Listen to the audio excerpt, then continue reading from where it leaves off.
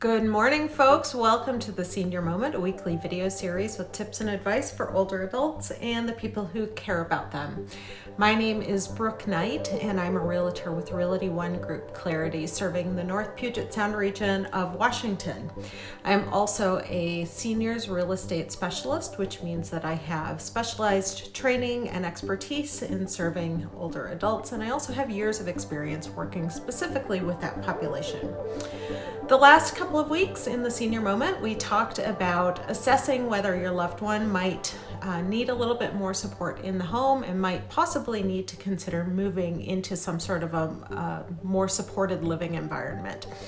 And so today we're going to talk about what some of those options are for senior living. And the reality is there are a ton of different options and it can get really confusing. And so I'm going to try to break it down into some large buckets that hopefully will be helpful to you if you yourself or a loved one is looking for senior housing. So I'm going to break it down into 5 main categories. The first category is age-restricted housing, or sometimes referred to as independent housing. So really what this is just senior housing. You have to be over the age of 55 to live there. There is no real support provided, but there might be a number of amenities specifically geared towards older adults. So this could be a golf course, it could be a community manager who plans trips and events for people living in that community. One of the perks of living in a senior living community, of course, is that you're living with a bunch of your peers. You're living with a bunch of people who you theoretically have stuff in common with. There is a sense of community. There are activities to do. There are people to hang out with. And so it removes some of that isolation that a lot of seniors are dealing with. Of course, a senior living community, an independent living community could look a whole bunch of different ways. It could be a home that you actually own. If you live in the Puget Sound region, you're probably familiar with Trilogy in Redmond. That's one example of age-restricted housing that's actually really on the high end of what that housing could look like. You're owning your own home, you have access to a golf course, you have access to a whole bunch of other amenities as part of that community. On the other end of the spectrum is really affordable housing for seniors. So SHAG, as you may be familiar with, if you live in this region, is senior apartments. They do have some units generally that are affordable units, meaning that you only pay up to a certain percentage of your income towards the rent.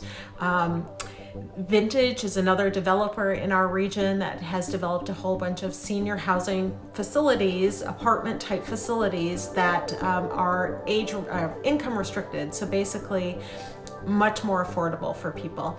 And of course, the level of amenities that you get with those various different housing options varies pretty widely depending on how much you're spending for the facilities. But there are a whole bunch of different options of senior living independent housing facilities to explore. The second option is assisted living. So assisted living is a senior living facility where really they are providing much more support with the activities of daily living. So that could be help doing your laundry, it could be help cleaning, cooking, could even be help bathing. Generally, assisted living facilities have someone who is providing transportation, a bus or a vehicle that provides transportation for the residents to doctor's appointments and to the grocery store, to the pharmacy. So it's really a community where you are getting more support with kind of those day-to-day living activities that I know as adult children, we often worry about our parents just being able to manage on their own. And so assisted living often provides that type of support.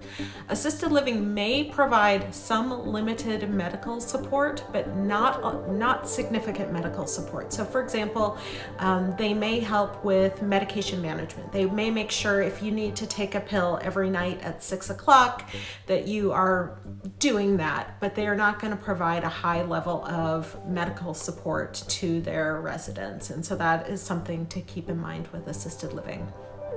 The third tier of support is a nursing home. And so of course, back in the day when we would talk about getting old and moving into some sort of a senior living facility, we'd talk about the nursing home. But the reality is a nursing home is really for people who have much more significant medical needs and need that 24/7 medical care.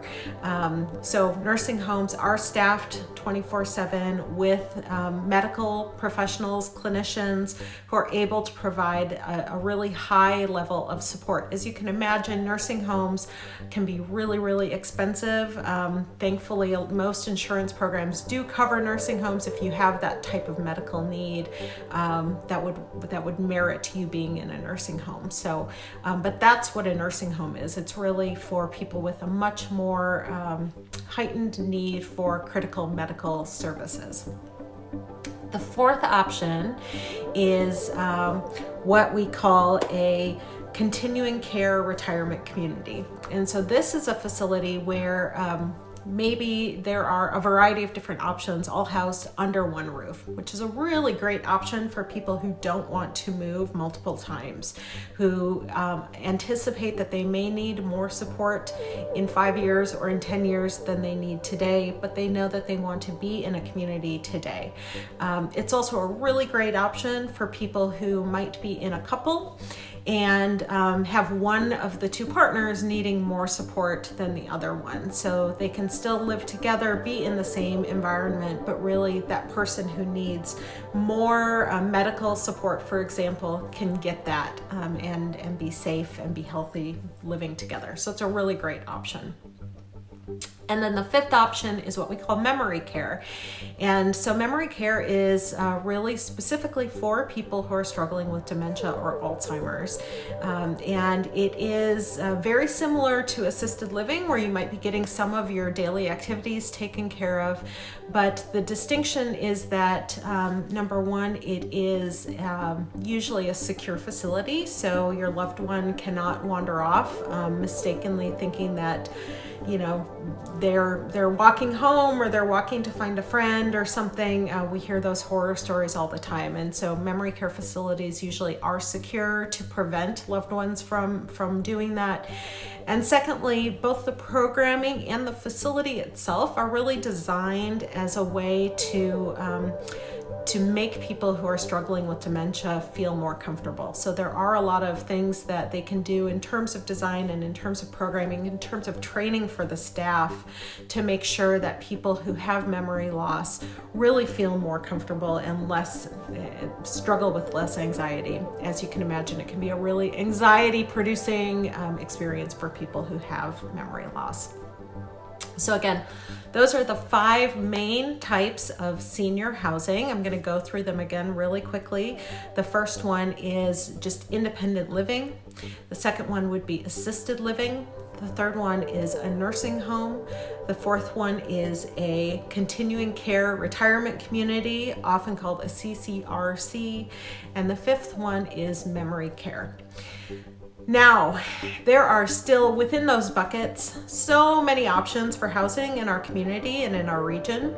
So if you find that you have a need for service or support, just figuring out what those options are, please reach out to me. I'm happy to help. There are also specialists, senior housing placement specialists, who will work with you for free to help you find the housing that is most appropriate for you or your loved one. And the way that that works is really they get compensated by the housing facility, the placement, once your loved one is placed. And so it is a free service. I know several people who do that work, and I'd be happy to connect you with someone who is really reliable and trustworthy and can help find the best placement for your loved one. Thank you so much for listening today. There are probably hours more we can talk about senior living, and we will talk more about it in the future. But in next week's episode, we're going to take a little bit of a right turn and talk about carbon monoxide detectors in your home, how important those are, especially now that the weather is cold. I know some people have lost power right now with the snowstorm. We don't get a lot of snow in our region.